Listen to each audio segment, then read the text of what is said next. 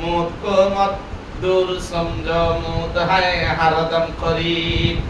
मौत को मत दूर समझो, मौत है हरदम करीब। कौन होगा यार तेरा गोर जाने के लिए।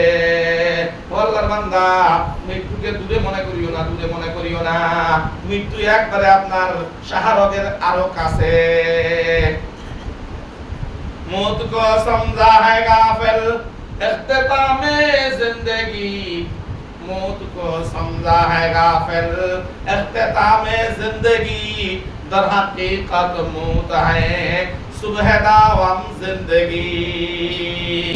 কিছু কিছু মানুষ মনে করে মৃত্যু এটা মারা গেছে, সব শেষ, দুনিয়ার ঝামেলা শেষ হয়ে গেল। মনে হয় যে আমি বেঁচে গেলাম, দুনিয়াতে যত সুদ ঘুষ যত কিছু খারাপই আছে সব কিছু করলাম, করে দুনিয়া থেকে চলে গেলাম, মনে হয় আমার হিসাব শেষ হয়ে গেল। কিন্তু না না, মৌত হায় সুবহে দাওয়াম জিন্দেগি। মৃত্যুবরণ করেছেন, এখন আপনার জীবনের সুবহে সাদেক হলো। মৃত্যুর আগে এটা তো স্যাম্পল, তারপরে কবরের হায়াত, এটা অফুরন্ত হায়াত, অনন্তকাল হায়াত। যদি আপনি আমি নেক হায়াত নিয়ে যেতে পারি তাহলে আল্লাহর জান্নাতে যাব। আর যদি নেক হায়াত নেক আমল করতে না পারি তাহলে আমার আপনার অবস্থা হবে জাহান্নামের মধ্যে দেওয়া হবে। লা ইয়ামুতু ফিহা ওয়ালা ইয়াহইয়া। সেখানে জাহান্নামের মধ্যে মানুষেরা তারা মৃত্যুও বরণ করবে না, আবার জিন্দাও থাকবে না। কেন? আসলে সে মৃত্যু চতুর্দিক থেকে আসতে দেখবে, আসবে, কিন্তু তার মৃত্যুটা হবে না। সে জাহান্নামের আযাবের তাড়নায় এত কষ্টে সে দিনগুলো কাটাবে। সে বাঁচে থাকা আর না থাকা সমান কথা, কিন্তু সে মরবেও না, আবার সে ভালো মতো সুস্থ মতো চলবে যে এরকম চলতেও পারবে না। প্রিয় উপস্থিতি, এজন্য আমাদেরকে মৃত্যুকে একবার কাছে মনে করতে হবে, একবারে নিকটে মনে করতে হবে। কত নিকটে?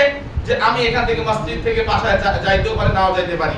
কখন আসবে, কিভাবে আসবে সেটা বলা বড় মুশকিল।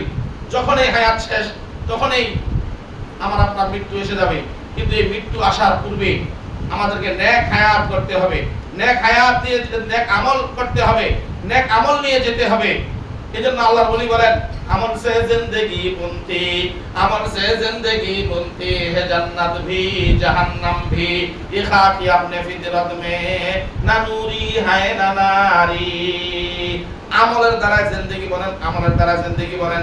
এই আমলে আমাকে আপনাকে জান্নাতে নিয়ে যাবে, এই আমলেই আমাকে আপনাকে জাহান্নামে নিয়ে যাবে। এই আমলের কারণে আপনার আমার কবরটা হবে জান্নাতের টুকরা, আর আমলের কারণেই হবে ওই কবরটা জাহান্নামের একটা টুকরা।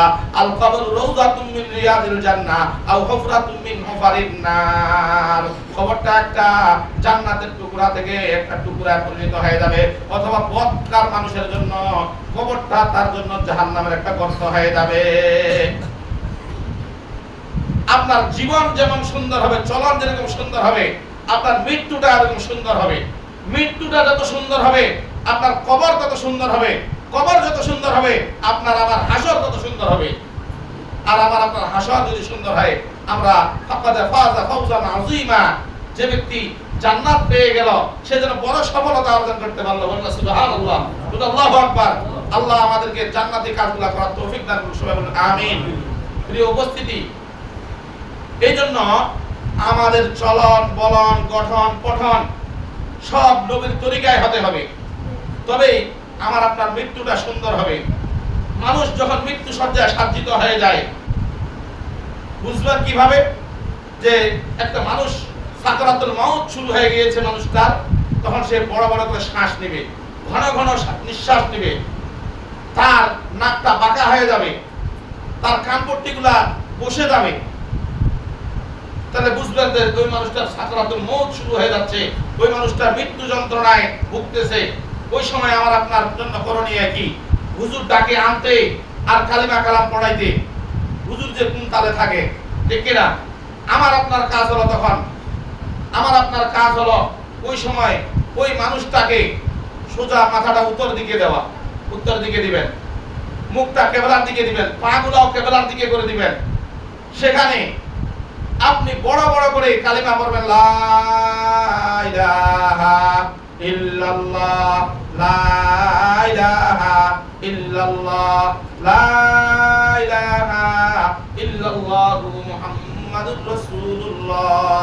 আশহাদু আল্লা ইলাহা ইল্লাল্লাহু ওয়া আশহাদু আন্না মুহাম্মাদান আবদুহু ওয়া রাসূলুহু। আপনি আমি পড়ব। ওই যেই ব্যক্তিটির সাকরাতুল মাউত চলতেছে ওই মানুষটার সামনে আমি আপনি বড় বড় করে কালিমা পড়ব। উনাকে জবরদস্তি করব না।